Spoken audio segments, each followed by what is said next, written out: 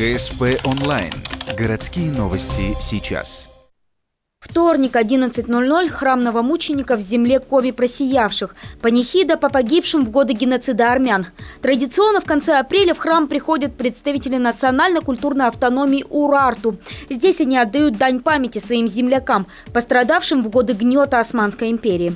В этом году впервые о тех страшных событиях они вспоминают рядом со святыней, привезенной из Армении каменный крест Хачкар. Во дворе Ухтинской церкви они установили осенью, посвятив жертвам геноцида. Он начался в 1894 году. И продолжалось вплоть до 1918 года, то есть на протяжении больше 20 лет. И в новом мире, да, вот, нет такой нации, которые понесли бы столько жертв, и нет такой страны, где пролилось так много крови, чем в Армении.